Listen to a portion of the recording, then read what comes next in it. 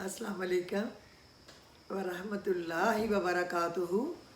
उम्मीद है कि आप सब लोग मेरे जितने भी लिसनर्स हैं, व्यूवर्स हैं, अल्लाह के फजल व करम से बिल्कुल तंदुरुस्त होंगे, खुश होंगे, आबाद होंगे, खुशहाल होंगे। अल्लाह ताला हमेशा आपको अपने अपने घरों में खुश रखे, आबाद रखे और मेरे नबी की सारी उम्मत को खुश रखे। जब आप सबके लिए दुआ करें ना तो फरिश्ते जो है आपकी दुआ पे आमीन कहते हैं। तो दुआ मांगने पे पैसे तो नहीं लगते ना, ज़रा सी ज़ुबान हलानी पड़ती है, तो हलाल है ताकि हमारे लिए आखिरत में कोई नेकियां जमा हो जाए। अल्लाह करे कि ऐसा हो जाए। या अल्लाह रहीम करीम अपनी रहमत से हमारे और तमाम घर वालों पर हर मुसीबत, दुख, आजमाइश, अफलास, तंगी, कर्ज, मर्ज, भूख, बीमारी और हर परेशानी से महफूज रख। या अल्लाह हमको आसमान के सितारों से और समंदर की लहरों से भी ज़्यादा खुशियाँ अता फरमा। आमीन इलाही सुम आमीन। ए अल्लाह पाक हमारे तमाम मामलात का अंजाम बेहतर से बेहतर फरमा और हमें दुनिया की ज़िल्लत और आखिरत के अजाब से बचाना। बेशक तू हर चीज़ पर मुकम्मल कादर है। आमीन। अल्लाह पाक अर्ज़ व समा की तमाम आफात से हम सब को महफूज रख और सुकून कल्ब अता फरमा। आमीन। ताहयात ईमान व आफ़ियत के साथ तंदुरुस्त, सलामत और शाद व आबाद रखना, किसी का मोहताज ना करना और हर वक्त अपनी पनाह में रखना। अल्लाह ताला से इल्तिजा है कि हमेशा अपने रहमतों के साए में रखे। आमीन। ज़ाहरी, बातनी, जिस्मानी तकालीफ से महफूज फरमा और राहत जान, इत्मीनान कल्ब, रिज़्क़ हलाल और सेहतमंद तंदुरुस्ती वाली दराज उम्रें सबको अता फरमा। आमीन। बच्चों के बगैर घर का आंगन सूना लगता है या रब्बुल आलमीन। जो बे औलाद है उनको औलाद अता फरमा और जिनको अता की है उनकी औलाद को हमेशा उनकी आंखों की ठंडक और उनके लिए इज़्ज़त आबरू वाला बना के कामयाब व कामरान और फरमा बरदार और अतात शुआर हद इस्माइल की तरह बना के रखना मालिक। और जो बच्चियां रिश्तों की मुंतज़िर हैं इनके लिए अच्छे रिश्तों के असबाब मुहैया फरमा और सबके नसीब अच्छे कर दे। आमीन या रब्बल आलमीन या ज़ल जलाली वल इकराम।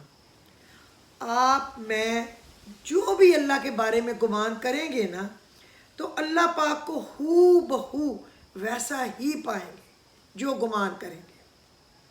सुकून की गरज से उसे ढूंढने निकलेंगे तो उसे अस्सलाम पाएंगे, सलामती देने वाला। जो बीमार हो तो पढ़ते हैं ना या शाफी या सलाम, यानी तू शिफा देने वाला है, तू सलामती देने वाला है। इस तरह जब आप ये समझेंगे ना कि हमें सुकून दे तो आप उसे अस्सलाम पाओगे और जब गुनाहों में लिपट कर हार जाओगे तब उसे अल गफ़ार पाओगे, मग़फ़िरत कर देने वाला।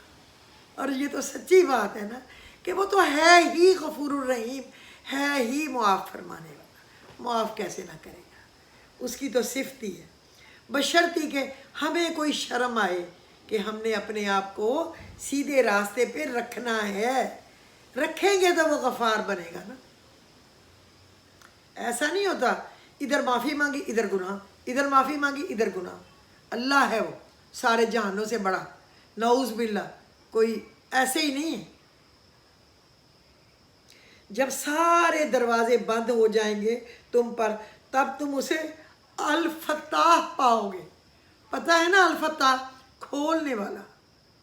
हम पढ़ते हैं ना या फत्ताहू इफ्ताह लना अबवाब रहमतिका फ़इन्नका खैरुल फ़ातिहीन। ए खोलने वाले खोल दे हमारे लिए दरवाजे अपनी रहमत के, बेशक तू बेहतरीन खोलने वाला है। या फत्ताहू इफ्ताह लना अबवाब रहमतिका फ़इन्नका खैरुल फ़ातिहीन, तो वो रहमत के दरवाजे खोल देता है। तो जब ये मांगोगे ना कि वो हम पर रहम करे तो वो अल फत्ताहू है, खोलने वाला है। आप उसको अल फत्ताहू ही पाओगे। جب تم یقین کے ساتھ اس کے روبرو دعا کے لیے ہاتھ اٹھاؤ گے تب اسے المجیب پاؤ گے۔ کون؟ دعا کو قبول کرنے والا۔ دعا کو قبول اللہ کے سوا کون کر سکتا ہے؟ کس کی جرت ہے کہ دعا قبول کر سکے سوائے رب العزت کے؟ جب اپنے معاملات کا فیصلہ اس پر چھوڑ دو گے تب اسے الحکیم پاؤ گے۔ ایسا حکم دے گا جو بہترین آپ کے حق میں ہو۔ جب کام کہیں سے نہ بن پائے گا تب اسے الوکیل پاؤ گے، مدد کرنے والا۔ وکیل کون ہے؟ ہمارا مقدمہ لڑنے والا، ہمارے لیے کھڑا ہو کے جھگڑنے والا، یہ اللہ کو پاؤ گے۔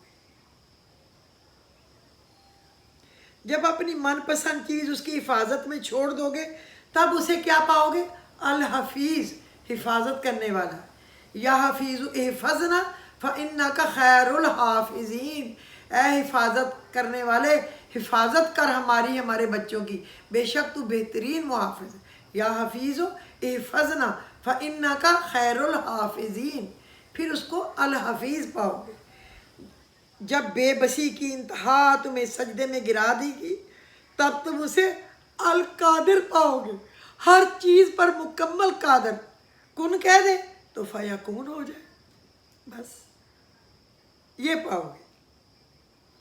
جب دنیا کی ساری محبتیں تمہیں رد کر دیں گی تب تم اسے الودود پاؤ گے۔ الودود کیا ہوتا ہے؟ سب سے زیادہ محبت کرنے والا۔ کون ہے محبت کرنے والا؟ صرف اللہ۔ ماں باپ کے دل میں بھی اس نے محبت ڈالی ہے، ورنہ ماں باپ کی جانے بلا محبت کیا ہے؟ اس نے ڈالی، اور اتنی سی ڈالی ہے، اور اس کے دل میں تو ایک رحمت دنیا پوری پہ اتاری ہے، باقی 78 تو اس کے پاس ہی پڑی ہیں رحمتیں۔ تو اس پہ آپ یاد رکھو کہ یہ آپ نے کرنا ہے۔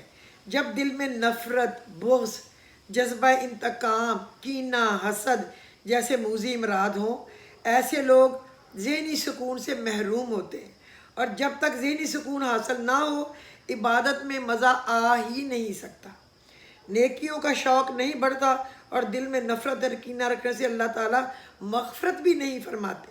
لہٰذا اپنے دل کو بدبودار اور اذیت دینے والا مت بنائیں، اپنے دل کو صاف کر لیں، اور یہ دعا کرتے رہا کریں، یا مقلب القلوب ثبت قلبی علی دینک، اے دلوں کو پھیرنے والے میرے دل کو اپنی اطاعت کی طرف پھیر دے۔ یا مقلب القلوب ثبت قلبی علی دینک، یہ آپ نے پڑھنا ہے۔ اور میں آپ کو بتاؤں، جب نماز پڑھنی ہے نا، آپ رکوع میں گئے، سبحان ربی العظیم، سبحان ربی العظیم، سبحان ربی العظیم، کم از کم 3 بار تو کہیں گے نا، اللہ اکبر، آرام آرام سے پڑھنا ہے۔ گولی کو اللہ منہ پہ مارتا ہے کہ اس کے منہ پہ مارو۔ سمیع اللہ لمن حمیدہ، اللہ نے سن لی جو اس کی تعریف کی، تو پھر کیا ہے؟ ربنا لک الحمد، بندہ کیا کہتا ہے؟ سب تعریفیں تو اللہ تیرے لیے ہیں۔ پھر کیا کہنا ہے؟ حمدن کثیرن طیبا مبارکن فی۔ ایک دفعہ حضور پاک صلی اللہ علیہ وسلم نماز پڑھ رہے تھے، تو آپ نے رکوع سے کھڑے ہوئے، سمیع اللہ لمن حمیدہ، پیچھے سے کسی عربی کی آواز آئی حضور پاک کو، ربنا لک الحمد حمدن کثیرن طیبا مبارکن فی، یہ آواز آپ کو آئی۔ تو جب نماز مکمل کر کے آپ نے سلام پھیرا تو آپ نے پوچھا کون تھا جس نے میری نماز میں یہ کہا؟ تو لوگوں نے کہا وہ عرابی تھا، اس نے کہا۔ تو آپ نے کہا 30 فرشتے، 30 فرشتے جلدی کر رہے تھے کہ اس کا ثواب میں لکھوں۔ 30 فرشتوں نے یہ ثواب لکھ کے ہر ایک کو تھا کہ میں اللہ کے آگے جلدی جلدی پیش کروں۔ 30 فرشتے لکھتے ہیں 30، تو پھر کس چیز کی جلدی ہوتی ہے؟ سبحان ربی عظیم، سبحان ربی عظیم، سمیع اللہ لمن حمیدہ، اللہ اکبر۔ یہ نماز نہیں ہوتی میری جان، نماز مصیبت نہیں ہے، نماز تو رحمت ہے، نماز تو دل کا سکون ہے، نماز تو آنکھوں کی ٹھنڈک ہے، اور اللہ سے بات کر رہے ہیں۔ کیا آپ کسی سینئر باس کے پاس جائیں، جرت ہوتی ہے؟ پھر تو سر، یہ کام یوں کرنا سر، یہ کام یوں کرنا سر. وہ کیا سر ہے؟ یہ تو جو سر ہے ان کا سر ہے. یہ یاد رکھیں میری جان، یہ آپ لوگوں نے پڑھنا ہے تاکہ 30 فرشتے ہر رکوع کے بعد جب آپ پڑھیں کھڑے ہو کے تو وہ آپ کے ثواب کو اللہ رب العزت کے پاس پہنچائیں. اور جلدی کریں، بھولنا نہیں ہے. اور میں آج آپ کو آب زمزم کے متعلق بتانا ہے، لیکن وہ میں نے چھوڑ دیا ہے کہ انشاءاللہ میں کل بتاؤں گی، اس لیے کہ میں نے اسلام آباد جانا ہے تو تھوڑا میں لیٹ ہو رہی ہوں، پھر مغرب کی اذان بھی ہونے والی ہے.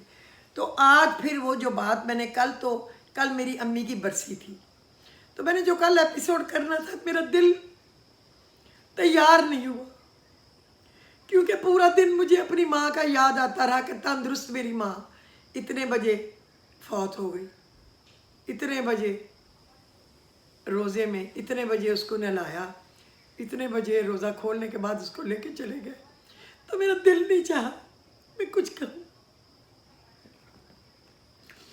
تو وہ میں آج آپ کو بتا رہی ہوں کہ کیا ہے. اچھا جی، یہ ہم نے کیا بتانا تھا آج، میں نے یہاں لکھ کے تو رکھا ہی ہوا تھا. ہاں، میں نے یہ بتانا تھا کہ حضرت نوح علیہ السلام جب بہت بڑی مصیبت میں پڑے نا تو وہی آئی،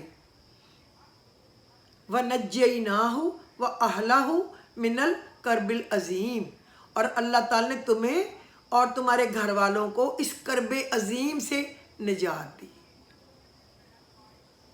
ٹھیک ہے، اگر کسی کو کوئی بہت پریشانی اور مشکل ہو تو وہ اس کو پڑھے.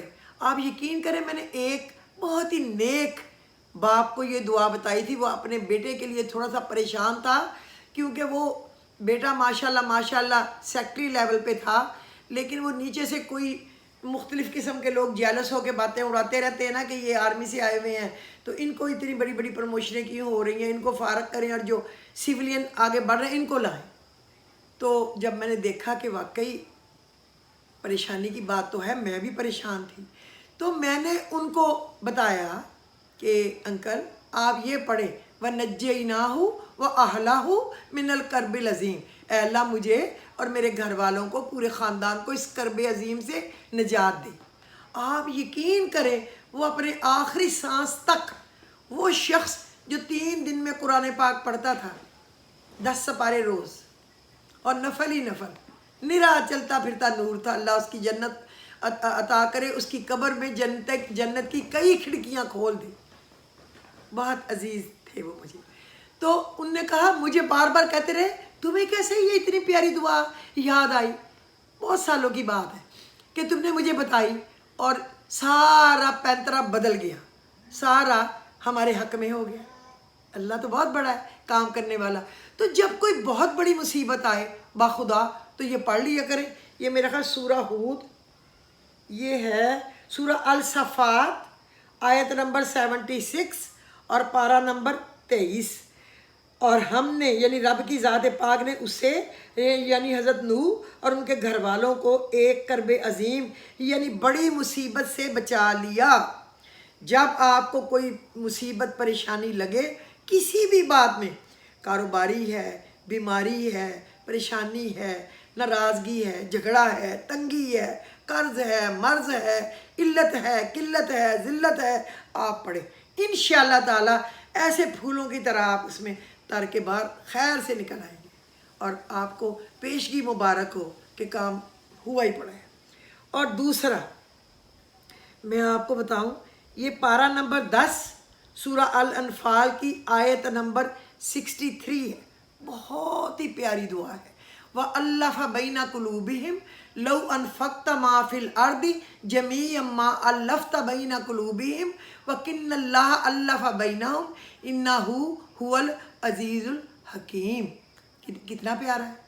وَأَلَّفَ بَيْنَ قُلُوبِهِمْ لَوْ أَنفَقْتَ مَا فِي الْأَرْضِ جَمِيعًا مَا أَلَّفْتَ بَيْنَ قُلُوبِهِمْ وَإِنَّ اللَّهَ أَلَّفَ بَيْنَهُمْ إِنَّهُ هُوَ الْعَزِيزُ الْحَكِيمُ. پڑھ کے دیکھیں پھر آپ کو اس کا مزہ آئے گا. اب میں نے آپ کو بتا دیا سورہ الانفال اور آیت نمبر 63 پارہ نمبر 10. اس کا ترجمہ پتہ کتنا پیارا ہے، اور ان کے دلوں میں الفت ڈال دی۔ اگر تم دنیا بھر کی دولت خرچ کر دیتے تو پھر بھی ان کے دلوں میں محبت نہ پیدا کر سکتے، مگر اللہ تعالیٰ نے ہی ان کے دلوں میں اور ان کے درمیان یہ الفت پیدا کر دی۔ بے شک اللہ زبردست حکمت والا ہے۔ آ گئی نا سمجھ؟ اب جس کے گھر میں کوئی ناراضگی ہو، میاں بیوی کی لڑائی ہے، بہو ساس کی لڑائی ہے، نند بھابھی کی لڑائی ہے، کوئی بھائیوں کی لڑائی ہے، کوئی بھی پارٹنرز میں لڑائی ہے، کوئی اور پریشانی ہے، کوئی بھی بہنوں میں جھگڑا ہے، نعوذ باللہ، اللہ کسی دشمن کے گھر میں بھی نہ ہو، تو آپ یہ پڑھ لیا کریں ہر نماز کے بعد کم از کم 11 دفعہ، اور آسمان پہ دم کر دیا کریں، اوپر اللہ پہ بھروسہ کر کے، رو پیٹ کے کہ تو مجیب ہے، تو مجیب الدعوات ہے، دعاؤں کا سننے والا، بس سن لے، ہمیں جوڑ دے، اور باخدا گھر میں سکون سے رہیں۔ ساس بہو کیوں لڑائی کرنی ہے؟